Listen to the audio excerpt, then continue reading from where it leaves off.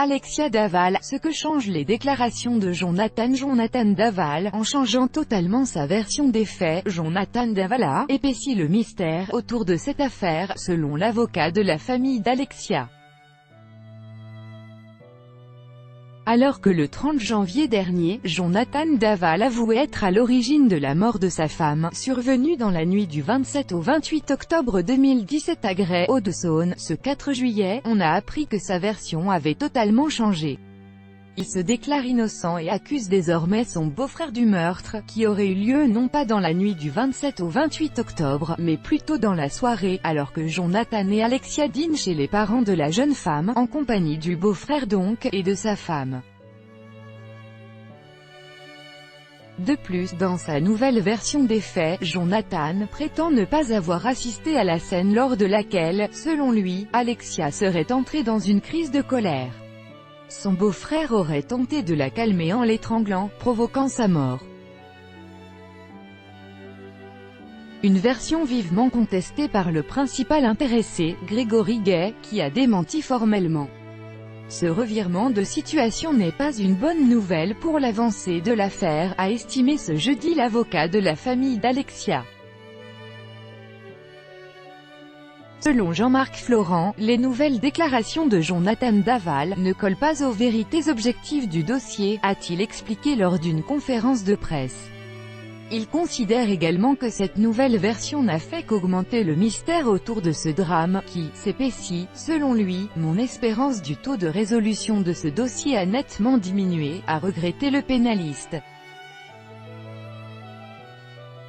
Les déclarations récentes du principal suspect de l'affaire n'ont donc pas fait progresser l'enquête puisque par ailleurs, les enquêteurs ne disposeraient pas d'éléments matériels pour rendre crédible son décès.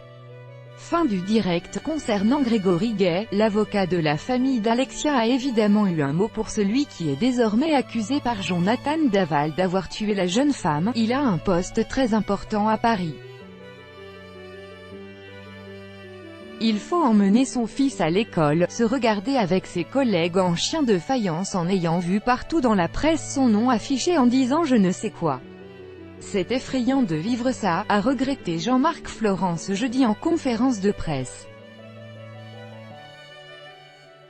Alors qu'hier on révélait la nouvelle version de Jonathan Daval, qui accuse désormais la famille d'Alexia d'être impliquée dans la mort de la jeune femme, l'avocat des parents est revenu sur l'escalade de violence que vivent ses clients depuis le début de l'affaire. Vous imaginez, sur le plan humain, on leur annonce la disparition de leur fille, puis la mort de leur fille, puis sa carbonisation. On leur dit, on ne sait pas qui c'est. Ils adoptent ensuite Jonathan Daval comme un fils, qu'ils accueillent à bras ouverts, ce qu'ils avaient déjà fait depuis 10 ans, qui vient vivre chez eux, qui les appelle « papa et maman », qui passe Noël avec eux. Après on s'aperçoit que celui-ci dit être le meurtrier de leur fille et qu'il a trahi la confiance familiale, et maintenant, voilà le même qui dit que mes clients auraient une part de responsabilité pénale dans tout cela, a-t-il détaillé. L'informaticien de 34 ans, qui a donc changé totalement sa version initiale des faits, est placé depuis plusieurs mois en détention provisoire, dans l'unité psychiatrique de la maison d'arrêt où il est incarcéré. Jonathan Daval a intégré ce service en raison de sa fragilité psychologique et pour son état de santé physique précaire. Lors de la conférence de presse donnée ce jeudi par l'avocat des parents d'Alexia, l'éventualité d'une confrontation entre ses clients et Jonathan Daval a été évoquée. En l'état ce n'est pas envisageable. On ne peut pas confronter partie civile et mis en examen, a fait savoir maître Jean-Marc Florent. Alors qu'il avait avoué avoir tué son épouse, Jonathan Daval s'est finalement rétracté et conteste désormais avoir provoqué la mort d'Alexia. Il met cette responsabilité sur le beau-frère de la jeune femme. Une rétractation classique que l'on voit très fréquemment, analyse Roland Coutenceau, psychiatre criminologue devant la Cour d'appel de Paris, pour BFM TV. Pour ce dernier, Jonathan Daval pourrait être « quelqu'un, dans le côté « à chaud » de la garde à vue, qui a avoué son crime se replie et botte en touche, alors qu'il avait avoué, le 30 janvier dernier, le meurtre de sa femme Alexia. Jonathan Daval a complètement changé de version. Selon l'AFP, il accuse désormais son beau-frère, le mari de la sœur d'Alexia, d'être à l'origine de la mort de la jeune femme. Retrouvez notre article détaillé sur Grégory Gay, qui n'est, pour l'instant, suspecté en aucun cas dans cette affaire. Pour Jean-Marc Florent, l'avocat de la famille d'Alexia Daval, les déclarations récentes de Jonathan n'ont pas beaucoup de valeur. Monsieur Daval s'est exprimé, mais sa voix porte peu. Il est passé à table, mais c'était pour ne rien dire, ou presque, a-t-il confié à l'Est républicain. Le pénaliste pointe notamment les incohérences entre la version de Jonathan, les éléments matériels et les résultats de l'autopsie. Alors qu'apparu dans la presse le résultat de l'analyse psychiatrique de Jonathan Daval, l'avocat de ce dernier a fait savoir son mécontentement.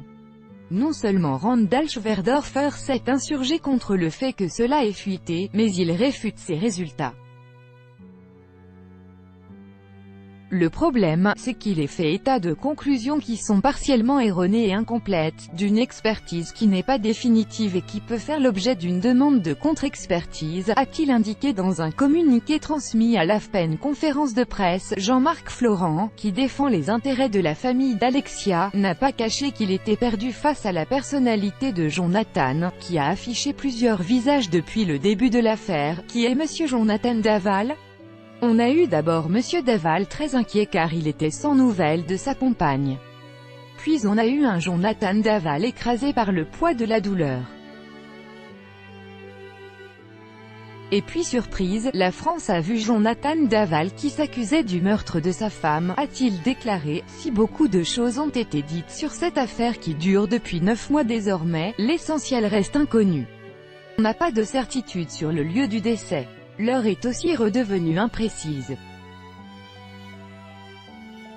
Beaucoup d'expertises sont en impasse, résume Jean-Marc Florent, l'avocat de la famille d'Alexia. Lire plus mort d'Alexia Daval, le point sur l'enquête le 4 juillet 2018, 5 mois après ses aveux, Jonathan Daval fait volte-face, il change complètement la version des faits qu'il avait avancée devant les enquêteurs lors de sa garde à vue, puis sa mise en examen.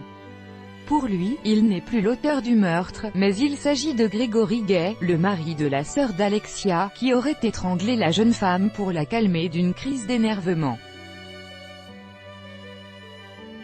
L'affaire Alexia Daval avait connu un tournant le 30 janvier dernier, le mari de la jeune femme a avoué avoir tué Alexia après l'avoir étranglée.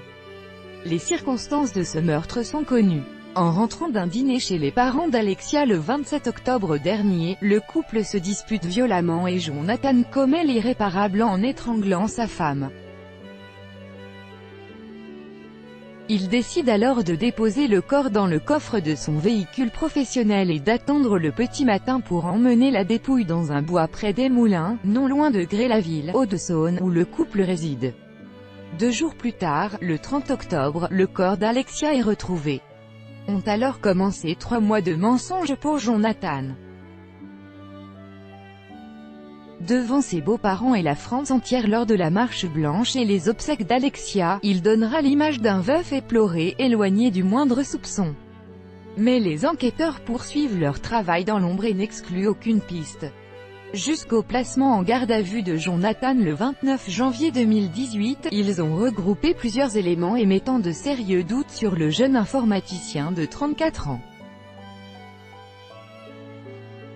Des traces de pneus semblables à celles de son véhicule de fonction ont été constatées à proximité de la dépouille. Un morceau de tissu, qui s'avérera provenir d'un drap appartenant au couple, a été retrouvé sur le corps d'Alexia. L'absence de Jonathan sur les caméras de surveillance le jour de la disparition de sa femme alors qu'il avait prétendu avoir arpenté les rues de la ville ce jour-là.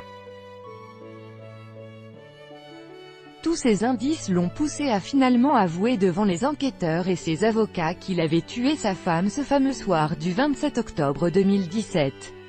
L'instruction va durer durant tout le reste de l'année 2018 avant un procès qui aura lieu avant fin 2019, comme l'a indiqué le procureur de la République de Vesoul.